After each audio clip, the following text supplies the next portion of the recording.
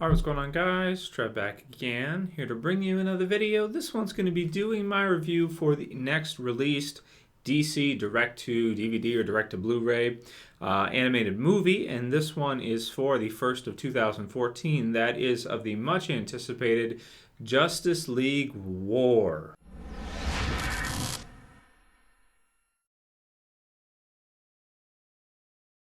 Right, so I've really been enjoying these DC Direct to DVD and Blu-ray releases.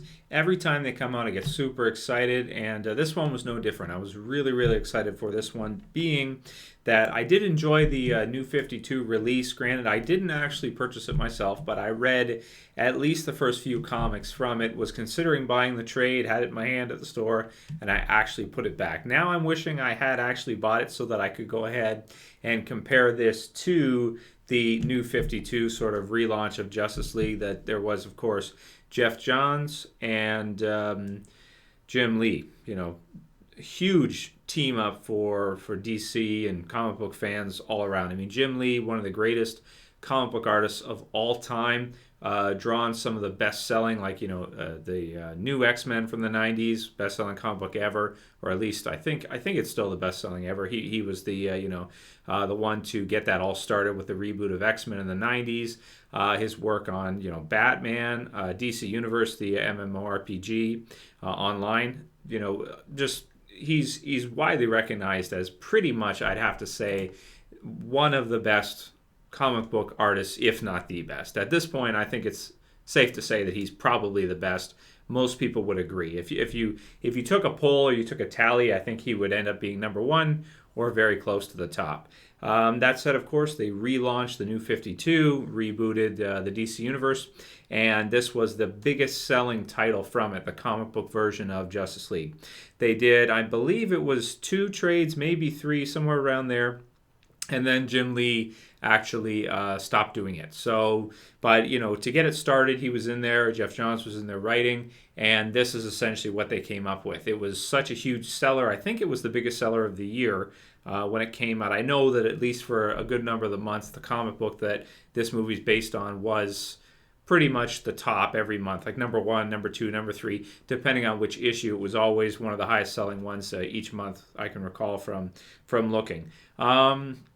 That said, the movie itself turned out pretty damn great. It's about 80 minutes long, 80 or 90 minutes long roughly, and it's going to be released February 4th, so you guys can check it out then. There is a trailer online for it, which I have reviewed as well. I'll put the link in the description to the trailer, so you guys can check it out if you haven't heard anything about it. Basically, it's a neat idea where they reboot everything, and the Justice League is essentially meeting each other for the first time. So you have Batman, the Flash. They've got some good banter, meeting each other for the first time. Superman, they're not a team at this point. They don't know each other very well. Batman has researched Superman, but he doesn't know him personally yet. When they first see each other, they start actually fighting with one another because they don't know if they're, good guys, bad guys, this type of thing. They just don't, they're not on first name basis. They're not, they don't know each other yet. So that said, the beginning is kind of fun because you get a lot of really interesting lines and really funny, witty dialogue between the characters. You have Green Lantern and Batman who play off each other really well. Superman also, kind of asking Batman what he can do, this kind of thing, and in reality can't really do anything, so aside from use his gadgets and fight and all of his talents and everything, but in terms of superpowers doesn't have any. And there's lots of great lines like that where they're just kind of feeling each other out, which is something I can't recall ever seeing before. Everything I've seen in terms of Justice League is always like, oh, okay, I'm Batman, I know you, you're Superman. They all know of each other, they all know each other from the start. So this is an interesting take on that Geoff Johns took, which is to have them be introduced to each other for the first time where they don't know each other in this new reboot, which is fun to see.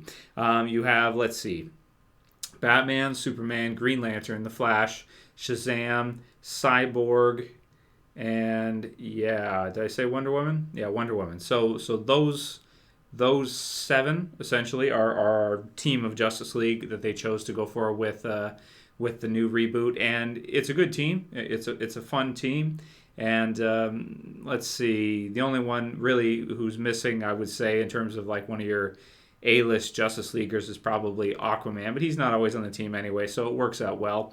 And basically, you have Darkseid, who is invading with his parademons. He's going to be terraforming the Earth. He does what Darkseid does. He destroys things. He's anti-life, all that good stuff, death, whatever.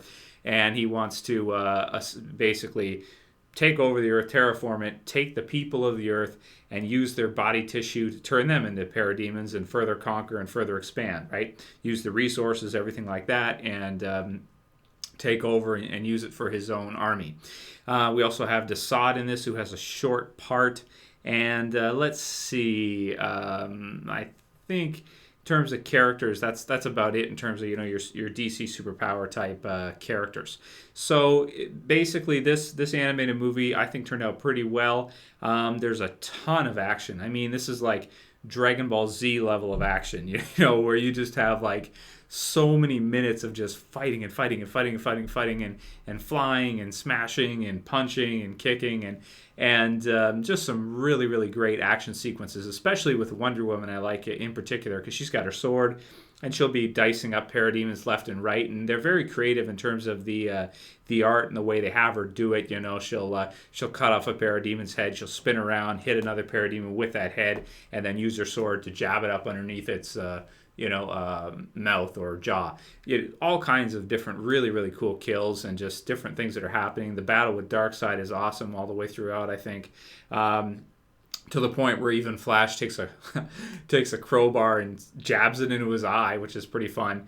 And all around, the action is great. The action is fantastic. It's got about as much action as you could ever want. It actually might even have a little bit too much action, because as I was watching, when I got to about the hour mark to hour and 10 mark, I'm like, whoa, I'm kind of tired from watching this much action. It's like, wow, I need a break. I need to pause this and come back because wow, man, just so much fighting nonstop, just constant, which is, it's a good thing if you like action. If you don't, you're not going to like this, telling you right now. In terms of the story leaves a little bit to be desired, I think. It is good. Don't get me wrong. It is really good, but it's something that's been done a lot of times. If you've watched the old Justice League cartoon series, the final couple episodes was like a Darkseid invasion. We've seen it before. If you've read the comics, it's been done a lot of times before. Superman comic, Superman cartoon, even Darkseid trying to invade. It's not a new concept. If you've seen those other things, if you haven't, I think you'll really, really enjoy this. If it's new to you, for me, it's not new to me, but it's a new way of them doing it. Darkseid himself, the voice actor, is really cool. He's got this really deep, kind of like scary, echoey, almost Darth Vader-esque type voice, but even better, I would have to say. There's not the loud breathing or anything, and he's really, really scary, fearsome, and really tough. It really does take the whole Justice League to take him down rather than just Superman. Let's see. So action's great. Story's a little bit, it's not bad, but I think it could use a little bit more, maybe. A little bit less action, a little bit more concentration on the story. The dialogue is really good between the different, our different superheroes, them feeling each other out, getting to know each other, and there's lots of funny, clever writing and just different clever lines throughout it. So all around, this is the type of thing I would like to see for a Justice League movie, if they ever do it. They seem to be kind of gun-shy on doing a live-action Justice League theatrical release cinema movie, which is essentially what I think this would be just perfect for. Like, this is the perfect storyline to do that. The only trouble is it's somewhat similar to the Avengers, I guess, in some ways. Also kind of similar to Man of Steel because of the terraforming thing. But they could tweak it. They could change it a little bit and make it happen. That said, though, until we get something like that, in terms of if you like Darkseid, if you like Justice League, this is something you're going to absolutely love. You definitely got to check it out. If you like action, this is what you got to check out. And it's a really good DC animated movie. I'm going to give it an 8 out of 10. I don't think it's the best one ever. I mean, there's been a lot at this point, and there's some others that I would say probably that I like better than this one. The art is a little bit strange here and there, the way the characters look and stuff. I don't know. It's kind of, to me, it's kind of like they tried to imitate Jim Lee's art style, but they couldn't quite do it. It's not easy to kind of take from what Jim Lee did and sort of turn it into an animated. His art is so like his lines, his proportions, and everything are so amazing. It's like they tried to port it over into video, but they couldn't do it. You know what I mean? They are close, but to me it's weird. Some of the characters look too tall sometimes. Sometimes they look too bulky. Like Superman sometimes will look like he's I don't know, on so much juice he's just ready to explode because he just looks huge, you know, in the way they draw him. So it's not terrible, but it definitely, I think this does not render the comic book release and the trades useless like some, you know, adaptations will, because the artwork in those is still amazing artwork from Jim Lee, and they just really couldn't, in my opinion anyway, they just really couldn't take that and port it into a an actual animated movie. They did a decent enough job, but not the best, and that's why I'm only giving it an 8, because the story was a little lackluster, I think, and the art isn't the best. It's not what I like the most. There's better animation in some of the other ones. In terms of comparing this to some of the other DC animated movies, I think I enjoyed Flashpoint more. I thought that was a really unique one, and even one I might even want to watch again sometime, because that's a really amazing one. Crisis on Two Earths is awesome. Batman Under the Red Hood, Batman The Dark Knight Returns, both parts.